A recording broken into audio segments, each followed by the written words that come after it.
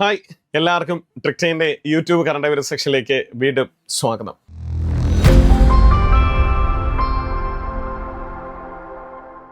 അപ്പോൾ നമുക്ക് ഈ ആഴ്ചയിലെ പ്രധാന ആനുകാലിക വിഷയങ്ങൾ ഏതൊക്കെയാണെന്ന് എന്ത് ചെയ്യാം, മെല്ലെ ചർച്ച ചെയ്യാം. നമ്മുടെ ആദ്യ ചോദ്യത്തിലൂടെ നമുക്ക് പ്രവേശിക്കാം. ആദ്യ ചോദ്യം ഇതാ കാണാൻ പറ്റുന്നുണ്ടല്ലോ.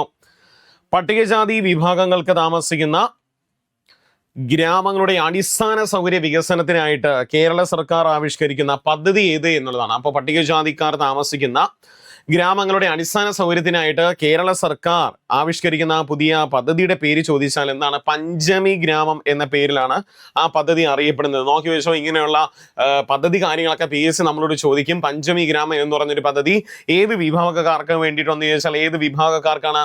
പട്ടികജാതി വിഭാഗക്കാർക്ക് വേണ്ടിയിട്ട് നടപ്പിലാക്കുന്ന കേരള സർക്കാരിന്റെ ഒരു പദ്ധതിയാണ് അറിയപ്പെടുന്നത്. ഏതാണ്? പഞ്ചമി ഗ്രാം എന്ന് പറഞ്ഞ ഒരു പദ്ധതി അല്ലെ.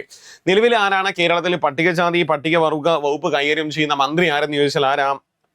KA തുളസി അല്ലെ. നമ്മൾ കോടൊക്കെ വെച്ച് പോയി പഠിച്ചൊരു കാര്യം കൂടിയായിരുന്നു. KA തുളസി കേരളത്തില് നിലവിൽ പട്ടികജാതി പട്ടികവർഗ വകുപ്പ് കൈകാര്യം ചെയ്യുന്ന മന്ത്രി ആരെന്ന് ചോദിച്ചാൽ ആരാണ്? അത് KA തുളസിയാണ്. രണ്ടാമത്തെ ചോദ്യം, കാർഷിക ഭക്ഷ്യ സംസ്കരണ മേഖലയുടെ വികസനത്തിനായിട്ട് കേരള സർക്കാർ ആവിഷ്കരിച്ച നൂതന പദ്ധതി ഏത് എന്നുള്ളതാണ്. അങ്ങനെ കേരള സർക്കാർ കാർഷിക ഭക്ഷ്യ സംസ്കരണ മേഖലയുടെ വികസനത്തിനായിട്ട് ആവിഷ്കരിച്ച നൂതന പദ്ധതി അറിയപ്പെടുന്ന പേരാണ് കേര സ്മാർട്ട് എന്ന പേരിലാണ്. കേര സ്മാർട്ട് എന്ന പേരിലാണ് അറിയപ്പെടുന്നത്. ഈ പദ്ധതി പ്രകാരം 1.5 കോടി രൂപ എന്ത് ചെയ്യുന്നു? 1.5 കോടിയാണ് രൂപ പദ്ധതി ലഭിക്കും എന്നുള്ളതാണ് പറഞ്ഞിരിക്കുന്നു. ഇവിടെ മുഖ്യമന്ത്രി VD സതീശൻ അല്ലെ അതുമായി നിൽക്കുന്ന ഒരു ചിത്രമാണ് നമുക്ക് ഇതിനകത്ത് കാണാൻ പറ്റുന്നത്. പക്ഷേ കേരളത്തിൽ ആരാണ് കൃഷി വകുപ്പ് കൈകാര്യം ചെയ്യുന്ന മന്ത്രി ആര് എന്ന് ചോദിച്ചാൽ അല്ലെ, ഭക്ഷ്യ സംസ്കരണം കൃഷി കാർഷിക മേഖലയിലുണ്ട്, ഭക്ഷ്യ സംസ്കരണ മേഖലയും കൂടിയുണ്ട്. സോ ഇതിൽ കേരളത്തിൽ ആരാണ് കൃഷി വകുപ്പ് കൈകാര്യം ചെയ്യുന്നത് എന്ന് ചോദിച്ചാൽ ആരാണ്? T സിദ്ദിഖാണ് കേരളത്തിൽ നിലവിൽ കൃഷി വകുപ്പ് കൈകാര്യം ചെയ്യുന്ന മന്ത്രി കൂടി ഒന്ന് ഓർത്ത് വെച്ചോളുക. T സിദ്ദിഖാണ്. സോ കൃഷി വകുപ്പ് കൈകാര്യം ചെയ്യുന്ന മന്ത്രി T സിദ്ദിഖാണ് എന്നുള്ളതാണ്. ഒരു നോവലിന് ഒരു പുരസ്കാരമാണ്. 2026 VT സ്മാരക ട്രസ്റ്റിന്റെ സാഹിത്യ പുരസ്കാരം ലഭിച്ച വ്യക്തി ആര് എന്നുള്ളതാണ്. 2026 VT സ്മാരക ട്രസ്റ്റിന്റെ സാഹിത്യ പുരസ്കാരം ലഭിച്ച വ്യക്തി PV ഷാജികുമാർ അല്ലെ. PV ഷാജികുമാറിന്റെ ഏത് കൃതിക്കാണ് ഈ പുരസ്കാരം നൽകിയിരിക്കുന്നത് എന്ന് ചോദിച്ചാൽ മരണവംശം എന്ന് പറയുന്ന കൃതിക്കാണ്. കാണാൻ പറ്റുന്നുണ്ടല്ലോ, മരണവംശം എന്ന് പറയുന്ന കൃതിക്കാണ് അദ്ദേഹത്തിന് ലഭിച്ചു എന്നുള്ളതാണ്. ഇനി ഇതിന്റെ സമ്മാന തുക എത്രയെന്ന് ചോദിച്ചാൽ 20,000 രൂപയാണ് ഇതിന്റെ സമ്മാനത്തുക. സമ്മാനത്തുക ചോദിച്ചാൽ എത്രയാണ്? 20,000 രൂപയാണ് സമ്മാനത്തുക. 20,000 രൂപയാണ് ഇതിന്റെ സമ്മാനത്തുകയായിട്ട് വരുന്നത്. എത്രയാണ്? 20,000 രൂപയാണ് ഇതിന്റെ സമ്മാനത്തുക. അത് അടുത്ത ചോദ്യം നോക്കാം. അടുത്തിടെ പുറത്തിറക്കിയ സാറാ ജോസഫിന്റെ കൃതി ഏത് എന്നുള്ളതാണ്. ഒരു ടെക്സ്റ്റ് ആണ്. മാതൃഭൂമി ബുക്സ് സാറാ ജോസഫിന്റെ ഒരു പുസ്തകം പുറത്തിറക്കിയതായിട്ട് ബന്ധപ്പെട്ട് വാർത്തകളൊക്കെ വന്നിട്ടുണ്ടായിരുന്നു. അടുത്തിടെ പുറത്തിറക്കിയ സാറാ ജോസഫിന്റെ കൃതി ഏതെന്ന് ചോദിച്ചാൽ അത് ഓപ്പറ ബോക്സ് എന്ന് പറയുന്ന ഒരു കൃതിയാണ്. ഓപ്പറ ബോക്സ് എന്ന് പറയുന്ന കൃതി ആരെഴുതി എന്ന് നമ്മളോട് ചോദിച്ചാൽ ആരാണ് എഴുതിയിരിക്കുന്നത്? സാറാ ജോസഫ് ആണ്. അങ്ങനെയും ചോദ്യങ്ങളൊക്കെ വരാം. ഓപ്പറ ബോക്സ് എന്ന് പറയുന്ന പുസ്തകം ആരെഴുതിയിരിക്കുന്നു? സാറാ ജോസഫ് ആണ് അല്ലെ. എന്താ പറയുന്ന മുത്തങ്ങ വന്യജീവി സംഗീതത്തിലെ അനധികൃത കുടിയേറ്റത്തിൽ പ്രതിഷേധിച്ചുകൊണ്ട് കേന്ദ്ര സാഹിത്യ അക്കാദമി അവാർഡ് നിരസിച്ച ഒരു വ്യക്തിയും കൂടിയാണ് ഈ കാണുന്ന സാറാ ജോസഫ് എന്നുള്ളതാണ്. സോ അത്രയും ഒരു പ്രഗത്ഭനായിട്ടുള്ള ഒരു സാഹിത്യകാരിയായ സാറാ ജോസഫിന്റെ ഒരു പ്രസിദ്ധമായിരിക്കുന്ന കൃതിയാണ് ഓപ്പറ ബോക്സ് എന്ന് പറയുന്നത്. നോക്കിക്കോ, സംസ്ഥാനത്തിന്റെ പേര് കേരള എന്നതിന് മാറ്റി പകരം എന്താക്കി? നമ്മൾ കേരളം എന്നാക്കിയ ബില്ല് ലോക്സഭ എന്ന് പാസാക്കി എന്നാണ് തന്നിരിക്കുന്നത് അല്ലെ.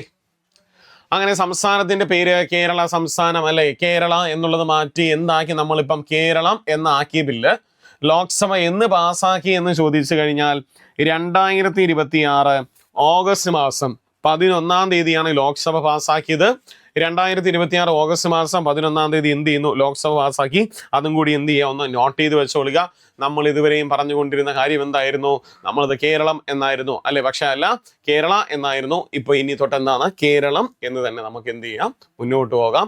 ഇത് 2026 ഓഗസ്റ്റ് 11-ന് നടന്നതായിരുന്നു. നമ്മൾ എന്ത് ചെയ്യുന്നു? ഇതിൽ കൂടി ഒന്ന് നോട്ട് ചെയ്ത് വെച്ചോളുക. ചോദിച്ചാൽ നമ്മൾ എഴുതണം എന്നുള്ളതാണ്.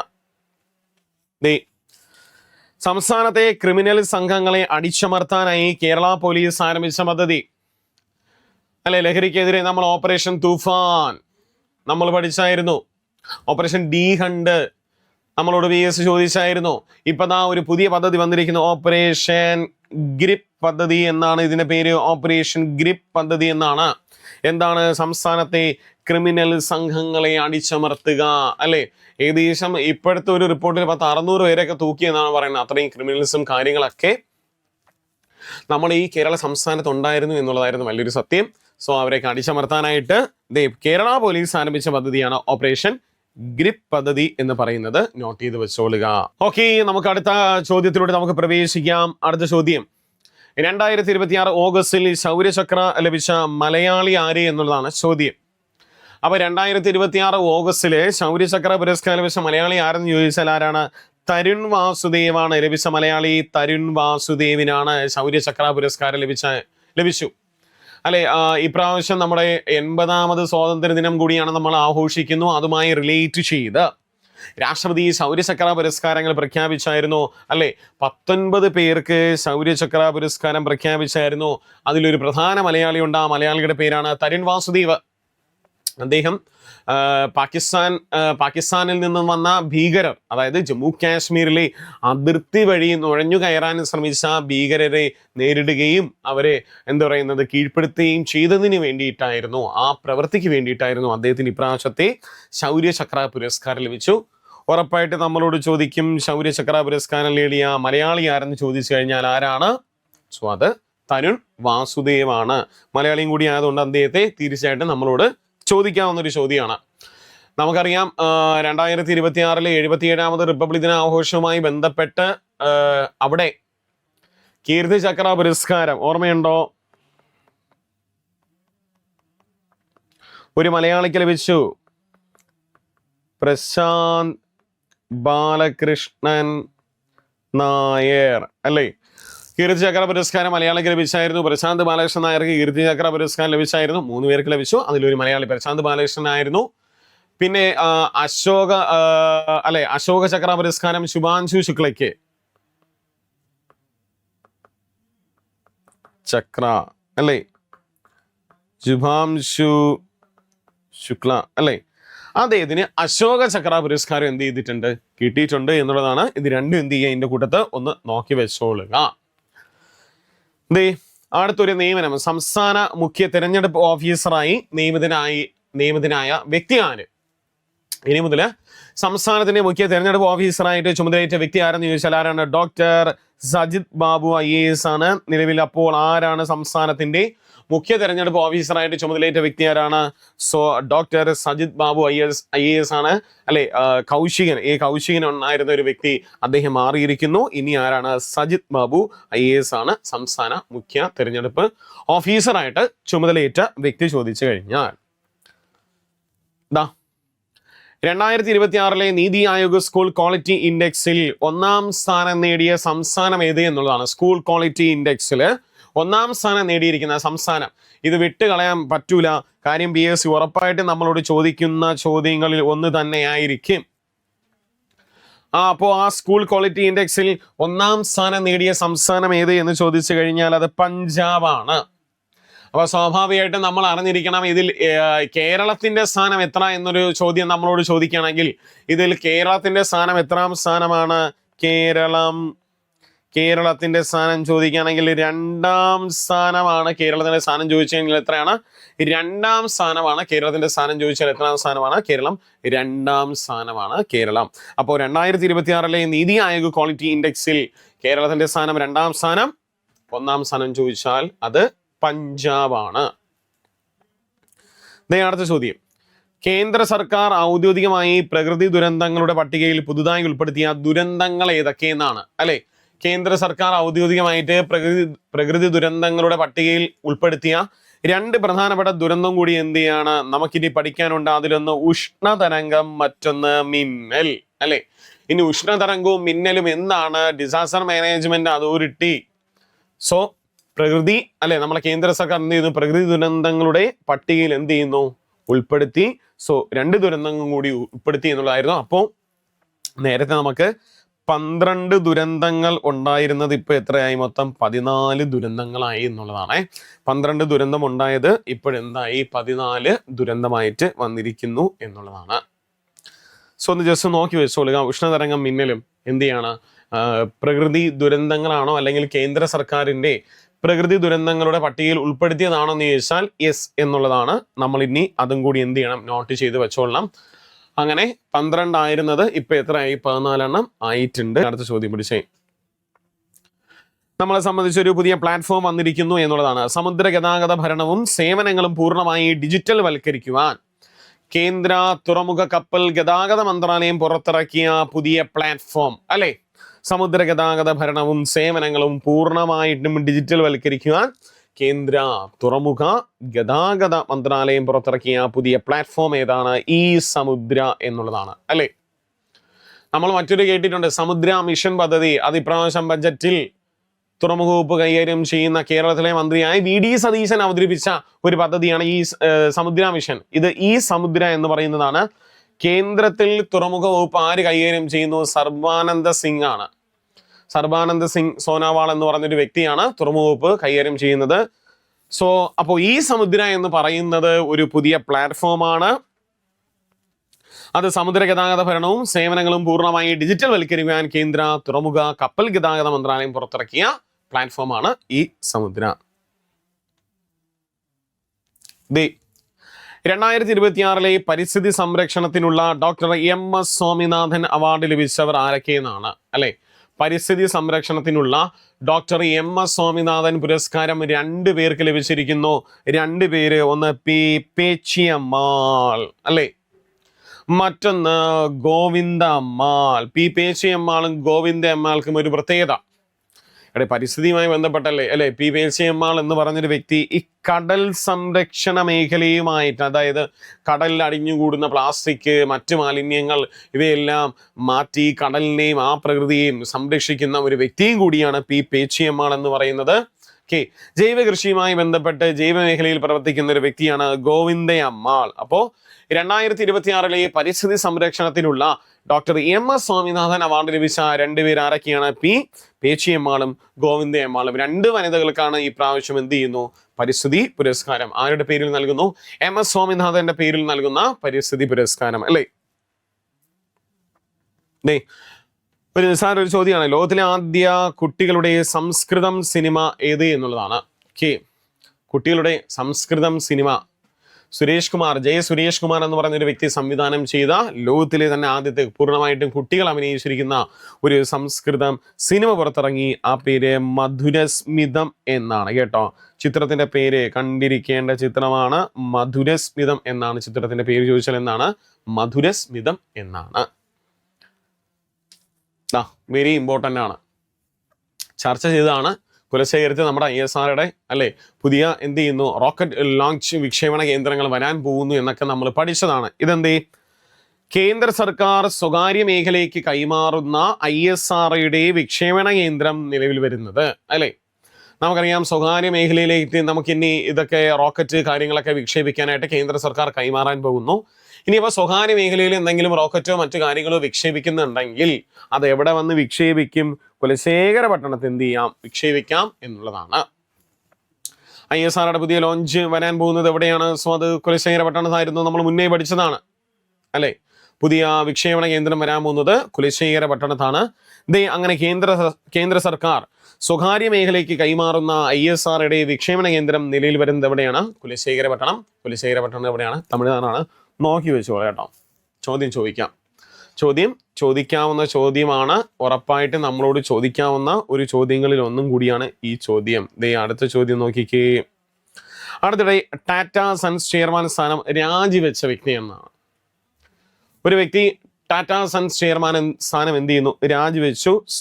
N ചന്ദ്രശേഖരൻ എന്നാണ് അദ്ദേഹത്തിന്റെ പേര്. ജസ്റ്റ് ഒന്ന് നോക്കിയിരിക്കുക എന്ന് മാത്രമേ ഉള്ളൂ. അറിയാലോ ടാറ്റ ഗ്രൂപ്പിനെ പറ്റിയൊക്കെ നമുക്കറിയാം. നമ്മളെ അത്രയും കാര്യം ഇന്ത്യയിൽ അത്രയും ഒരു തൊഴിൽ ദാതാവായിരിക്കുന്ന ഒരു വ്യക്തിയും കൂടിയായിരുന്നു ടാറ്റ. സോ അങ്ങനെ ടാറ്റ സൺസ് ചെയർമാൻ എന്ത് ചെയ്യുന്നു, N ചന്ദ്രശേഖരൻ രാജിവെച്ചിരിക്കുന്നു എന്നുള്ളതാണ്.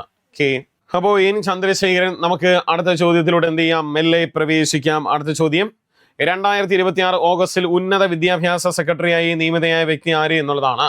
ഉന്നത വിദ്യാഭ്യാസ സെക്രട്ടറി ആയിട്ട് ചുമതലയേറ്റ വ്യക്തി ദീപ്തി കൗർ മുഖർജിയാണ് അല്ലെ. എന്താ പ്രത്യേകത? ദീപ്തി കൗർ മുഖർജി അതായത് നീറ്റ് JEE എക്സാം പേപ്പർ ചോദ്യ പേപ്പറൊക്കെ ഇവിടെ ഒട്ടനവധി രാഷ്ട്രീയ കോലാഹലങ്ങൾ സൃഷ്ടിച്ച ഒരു പരിപാടിയായിരുന്നു അല്ലേ. നമ്മുടെ മുൻ കേന്ദ്ര വിദ്യാഭ്യാസ വകുപ്പ് മന്ത്രിയായിരിക്കുന്ന ധർമ്മേന്ദ്ര പ്രധാൻ രാജിവെച്ചതായിരുന്നു. പകരം ആര് വന്നിരിക്കുന്നു? നിലവിൽ ആരാണ്? നിലവിൽ കേന്ദ്ര വിദ്യാഭ്യാസ വകുപ്പ് മന്ത്രി അല്ലേ, പ്രഹ്ലാദ് ജോഷിയാണ് അല്ലേ. സോ അദ്ദേഹം ചുമതലയേറ്റു. അപ്പൊ നേരത്തെ ഉണ്ടായിരുന്ന ഉന്നത വിദ്യാഭ്യാസ സെക്രട്ടറിയെ മാറ്റി നിലവിൽ ആരാണ്? ദീപ്തി ഖൗർ മുഖർജിയാണ്. നമുക്ക് നിലവിൽ ആരെന്ന് ചോദിച്ചാൽ ആരാണ്? ദീപ്തി ഖൗർ മുഖർജിയാണ് നിലവിൽ കേന്ദ്രത്തിൽ ഉന്നത വിദ്യാഭ്യാസ സെക്രട്ടറിയായിട്ട് ചുമതലയേറ്റത്. 2026 ഓഗസ്റ്റിൽ ബഹിരാകാശത്ത് കാണപ്പെട്ട ഉൽക്കാ പ്രവാഹം ഏത് പേരിലാണ് അറിയപ്പെടുന്നു എന്നുള്ളതാണ് അല്ലേ. ഓഗസ്റ്റില് ബഹിരാകാശത്ത് വന്നിരിക്കുന്ന ഉൽക്കാ പ്രവാഹം അറിയപ്പെടുന്ന പേരാണ് പേഴ്സിഡ് ഉൽക്കാ പ്രവാഹം. സോ അത് വാർത്തകളിലൊക്കെ ഒരു ചർച്ച ചെയ്യപ്പെട്ട ഒരു ഉൽക്കാ പ്രവാഹം കൂടിയായിരുന്നു. 2026 ഓഗസ്റ്റിൽ ബഹിരാകാശത്ത് കാണപ്പെട്ട ഉൽക്കാ പ്രവാഹം ഏതെന്ന് ചോദിച്ചാൽ എന്താണ് ഉൽക്കാ പ്രവാഹം അല്ലെ? പേഴ്സിഡ് ഉൽക്കാ പ്രവാഹമായിരുന്നു, ഓഗസ്റ്റിൽ വന്നു. അതും എന്ത് ചെയ്യും, ഒന്ന് നോട്ട് ചെയ്ത് വെച്ചോളുക. ഒരു ഇമ്പോർട്ടന്റ് കാര്യമാണ് അല്ലെ. തമിഴ്നാട്ടിൽ സർക്കാർ പരിപാടികൾക്ക് മുമ്പ് സംസ്ഥാന ഗാനമായിരിക്കുന്ന തമിഴ് തായ് വാഴ്ത്ത് അല്ലെ, തമിഴ് തായ് വാഴ്ത്ത് ആലപിക്കുന്നത് നിർബന്ധമാക്കുന്ന പ്രമേയം നിയമസഭയിൽ എവിടെ? തമിഴ്നാട് നിയമസഭയിൽ ആര് അവതരിപ്പിച്ചു എന്ന് ചോദിച്ചാൽ ജോസഫ് വിജയ് അല്ലെ. നിലവിൽ തമിഴ്നാടിന്റെ മുഖ്യമന്ത്രിയായിരിക്കുന്ന ജോസഫ് വിജയ് ആണ് ഇത് തമിഴ്നാട് നിയമസഭയിൽ എന്ത് ചെയ്യണം, അവതരിപ്പിച്ചിരിക്കുന്നു എന്നുള്ളതാണ്. ഏതാണ്? അപ്പൊ തമിഴ്നാട് സർക്കാരിന്റെ ഔദ്യോഗിക ഗാനം തമിഴ് തായ് വാഴ്ത്ത് എന്ന് പറയുന്നതാണ്. ഇത് ആരെഴുതി എന്ന് ചോദിച്ചാൽ P. സുന്ദരം പിള്ള എന്ന് പറയുന്ന ഒരു വ്യക്തിയാണ്. സുന്ദരം പിള്ള എന്ന് പറയുന്ന ഒരു വ്യക്തിയാണ് ഇത് എഴുതിയത്. എന്ത് ചെയ്യുന്നു? തമിഴ്നാട് സർക്കാർ നിർബന്ധമാക്കുന്നു എന്നുള്ളതാണ്. തമിഴ്നാട് സർക്കാർ നിർബന്ധമാക്കുന്നു. പ്രമുഖ ആഗോള ഹ്യൂമൻ റിസോഴ്സ് കമ്പനി ആയിരിക്കുന്ന റാൻസ്റ്റാഡ് പുറത്തുവിട്ട റാൻസ്റ്റാഡ് എംപ്ലോയർ ബ്രാൻഡ് റിസർച്ച് 2026 റിപ്പോർട്ട് പ്രകാരം ഇന്ത്യയിലെ ഏറ്റവും ആകർഷകമായിരിക്കുന്ന തൊഴിൽ ദാതാവായി തിരഞ്ഞെടുക്കപ്പെട്ടത് ആര് എന്നുള്ളതാണ്. അപ്പൊ 2026 റാൻസ്റ്റാഡ് എംപ്ലോയർ ബ്രാൻഡ് റിസർച്ച് റിപ്പോർട്ട് പ്രകാരം ഇന്ത്യയിൽ ഏറ്റവും ആകർഷകമായിരിക്കുന്ന തൊഴിൽ ദാതാവായി തിരഞ്ഞെടുത്തത് ഗൂഗിളിനെയാണ് തൊഴിൽ ദാതാവായി തിരഞ്ഞെടുത്തു. ഇനി ഇന്ത്യയിൽ 2ാം സ്ഥാനം എന്തിനെന്ന് ചോദിച്ചാൽ അത് ടാറ്റ ഗ്രൂപ്പിനാണ്. 2ാം സ്ഥാനം എന്തിനെന്ന് ചോദിച്ചു കഴിഞ്ഞാൽ അത് ടാറ്റ ഗ്രൂപ്പിനാണ് 2ാം സ്ഥാനം. 3ാം സ്ഥാനം ആമസോണിനാണ്. ഇതും എന്ത് ചെയ്യുക, ഒന്ന് നോട്ട് ചെയ്ത് വെച്ചോളുക. 1ാം സ്ഥാനം അവർ നൽകിയത് ഗൂഗിളിന്, 2ാം സ്ഥാനം ടാറ്റ, 3ാം സ്ഥാനം നൽകിയിരിക്കുന്ന ആമസോണിനാണ് എന്നും എന്ത് ചെയ്യുക, ഒന്ന് നോട്ട് ചെയ്ത് വെച്ചോളുക.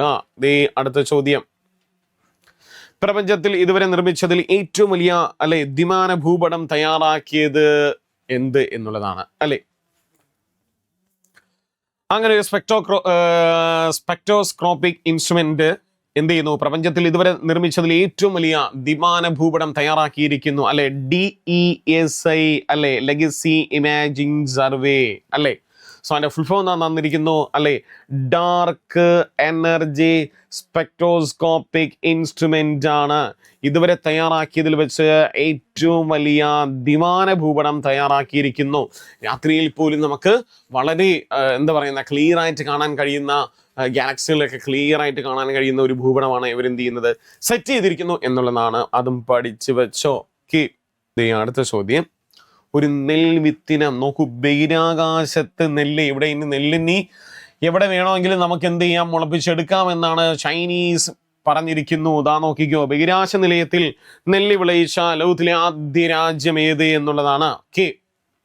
അവരുടെ വെന്റിയൻ എന്ന് പറയുന്ന ഒരു പദ്ധതി പ്രകാരം ചൈന എന്ത് ചെയ്യുന്നു, ബഹിരാകാശത്ത് നെല്ല് മുളപ്പിച്ചിരിക്കുകയാണ്. വളരെ നെല്ല്, അങ്ങനെ ബഹിരാകാശ നിലയത്തിൽ നെല്ല് വിളയിച്ച ലോകത്തിലെ ആദ്യത്തെ രാജ്യം ഏത് എന്ന് ചോദിച്ചാൽ തിരിഞ്ഞും പിരിഞ്ഞും നോക്കണ്ട, അത് ചൈനയാണ്. സോ അങ്ങനെ അവർ നെല്ലും അവിടെ മുളപ്പിച്ചിരിക്കുന്നു എന്നുള്ളതാണ്. നമ്മൾ ചിലപ്പോൾ ഇനി ആകാശത്ത് അങ്ങനെ നോക്കും, ബഹിരാകാശ നിലയത്തിൽ കൂടി നെല്ലിന്റെ വേരുകളൊക്കെ ചിലപ്പോൾ കണ്ടറിയാം. വാഴയും നെല്ലൊക്കെ ഇനിയിപ്പോൾ അവർ എന്തിന് ചെയ്യുമെന്തോ. ഒരു പ്രസിഡന്റ് ചുമതലയേറ്റിരിക്കുന്നു അല്ലെ. ഹംഗറിയുടെ പുതിയ പ്രസിഡന്റായിട്ട് ചുമതലയേറ്റ വ്യക്തി ആൻഡ്രോസ് ബെക്കയാണ്. ആൻഡ്രോസ് ബെക്ക ഏത് രാജ്യത്തിന്റെ പ്രസിഡന്റായി ചുമതലയേറ്റു എന്ന് ചോദിച്ചാൽ ഹംഗറിയുടെ പ്രസിഡന്റായി ചുമതലയേറ്റ വ്യക്തിയാണ്. ടിസ പാർട്ടിയുടെ നേതാവാണ് അദ്ദേഹം. ടിസ പാർട്ടി, എന്തെല്ലാം പാർട്ടി അല്ലെ, ടിസ പാർട്ടിയാണ്. സോ അദ്ദേഹത്തിന്റെ പാർട്ടി ടിസ പാർട്ടിയാണ്. സോ അദ്ദേഹം അങ്ങനെ ഹംഗറിയുടെ പ്രസിഡന്റായി ചുമതല ഏറ്റിരിക്കുന്നു. രണ്ട് പ്രധാനപ്പെട്ട വിയോഗങ്ങളാണ്.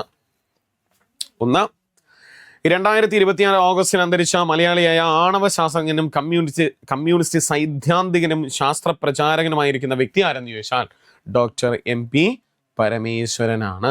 ആണവ ശാസ്ത്രജ്ഞൻ കൂടിയായിരുന്നു അദ്ദേഹം.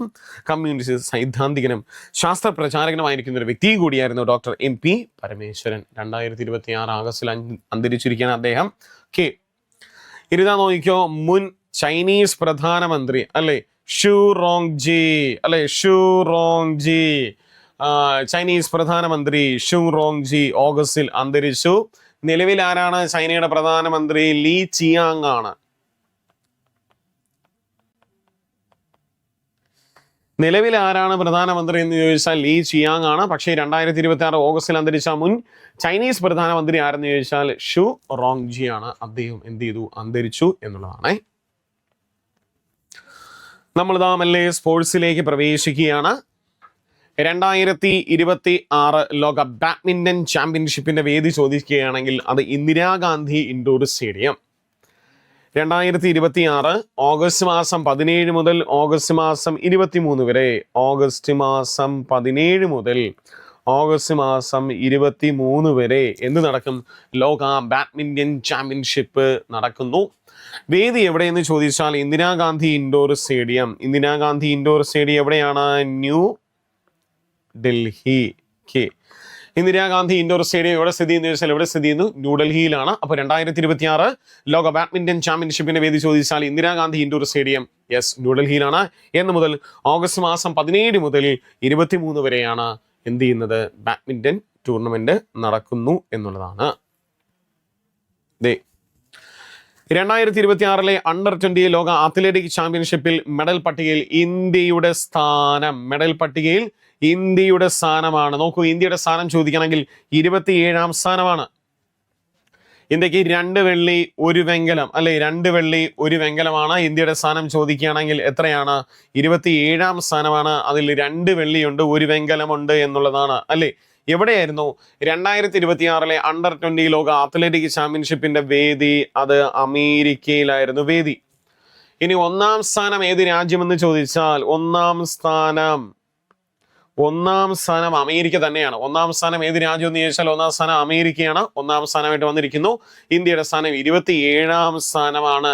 ഇതിൽ നമുക്ക് പ്രധാനപ്പെട്ട ഒരു വെള്ളി മെഡൽ നേട്ടമുണ്ട്. നോക്കിക്കോ, ലോക അണ്ടർ 20 ചാമ്പ്യൻഷിപ്പിൽ ഹൈ ജമ്പിൽ മെഡൽ നേടുന്ന ആദ്യ ഇന്ത്യക്കാരൻ. പഠിച്ചു വെച്ചോ, ലോക അണ്ടർ 20 ചാമ്പ്യൻഷിപ്പിൽ ഹൈ ജമ്പിൽ മെഡൽ നേടിയ ആദ്യ ഇന്ത്യക്കാരൻ ആരെന്ന് ചോദിച്ചു കഴിഞ്ഞാൽ അത് വസന്ത് കുമാർ മേഘവാൾ ആണ്. വസന്ത് കുമാർ മേഘവാൾ മെഡൽ നേടുന്നു. എന്ത് മെഡൽ? വെള്ളി മെഡൽ. കേട്ടോ, അത് നല്ലൊരു മെഡൽ നേട്ടമാണ്. 2.7 ആണെന്ന് തോന്നുന്നു. മറന്നുപോയി. അങ്ങനെ ലോക അണ്ടർ 20 ചാമ്പ്യൻഷിപ്പിൽ ഹൈ ജമ്പിൽ മെഡൽ നേടുന്ന ആദ്യ ഇന്ത്യക്കാരൻ ആരെന്ന് ചോദിച്ചാൽ ആരാണ്? അത് വസന്ത് കുമാർ മേഘ്വാൾ ആണ്. നോക്കിയോ, 2026 ഇന്റർനാഷണൽ ലിംഗ്വിസ്റ്റിക്സ് ഒളിമ്പിയാഡിന്റെ വേദി എവിടെയെന്നാണ്. ലിംഗ്വിസ്റ്റിക് ഒളിമ്പിയാഡിന്റെ വേദി എവിടെയെന്ന് ചോദിച്ചാൽ അത് റൊമാനിയയിലാണ് വേദി കഴിഞ്ഞിരിക്കുന്നു. ഇന്ത്യയെ സംബന്ധിച്ച് 1 സ്വർണം 3 വെങ്കലം നേടി. 1 സ്വർണം 3 വെങ്കലം. നമ്മൾ വെങ്കലം. 1 സ്വർണം വെങ്കലം നമ്മൾ കരസ്ഥമാക്കി എന്നുള്ളതായിരുന്നു. അങ്ങനെ 2026 ഇന്റർനാഷണൽ ലിംഗ്വിസ്റ്റിക്സ് ഒളിമ്പിയാഡിന്റെ വേദി എവിടെയെന്ന് ചോദിച്ചാൽ എവിടെയാണ്? റൊമാനിയാണ്. വേദി വന്നിരിക്കുന്നത് എവിടെയാണ്? റൊമാനിയാണ്. വേദി വന്നിരിക്കുന്നത് റൊമാനിയാണ്. അടുത്ത ചോദ്യം എന്താ? പിടിച്ചോ. അടുത്ത ചോദ്യം 2026 യുവേഫ സൂപ്പർ കപ്പ് ജേതാക്കൾ ആര് എന്നുള്ളതാണ് അല്ലെ.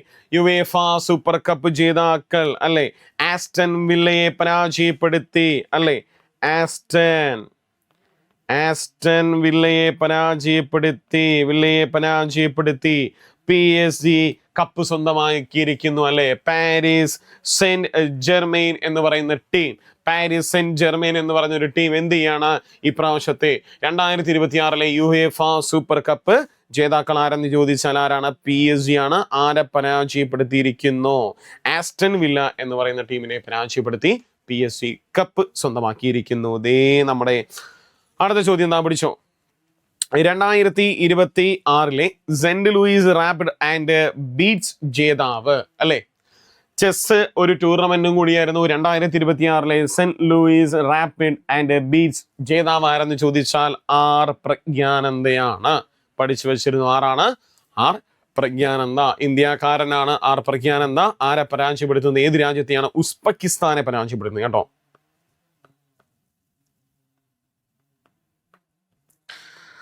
ഉസ്ബെക്കിസ്ഥാനെ പരാജയപ്പെടുത്തി ഇന്ത്യ വിജയിച്ചിരിക്കുന്നു എന്നുള്ളതായിരുന്നു. ഇന്ത്യ വിജയിച്ചിരിക്കുന്നു. ഉസ്ബെക്കിസ്ഥാനെ പരാജയപ്പെടുത്തി ആർ പ്രഗ്യാനന്ദ എന്ത് ചെയ്യാണ്? സോ കപ്പ് നേടുന്നു എന്നുള്ളതാണ്. അപ്പൊ ഇതുവരെ പറഞ്ഞിരിക്കുന്ന കാര്യങ്ങളൊക്കെ ഏകദേശം ഈ ആഴ്ചയിൽ നമുക്ക് ഇറ്റ്സ് വെരി ഇമ്പോർട്ടന്റ്, വളരെ ഇമ്പോർട്ടന്റ് ആയിട്ടുള്ള കാര്യങ്ങൾ മാത്രമാണ് നമ്മൾ ചർച്ച ചെയ്തിരിക്കുന്നത്. അപ്പോൾ ക്ലാസ് ഇഷ്ടപ്പെടുന്നത് നമ്മൾ പ്രതീക്ഷിച്ചുകൊള്ളുന്നു. നോട്ട് കാര്യങ്ങളെല്ലാം നമ്മൾ ട്രിക്ടന്റെ ടെലഗ്രാം ചാനലിൽ ഇടുന്നതായിരിക്കും. അപ്പോൾ മറ്റൊരു വീഡിയോ ആയിട്ട് നമുക്ക് എന്ത് ചെയ്യാം? അടുത്ത ആഴ്ച വീണ്ടും കാണാം. ഒന്ന് റിവൈസ് ചെയ്യുക. എല്ലാവർക്കും all the best. Thank you.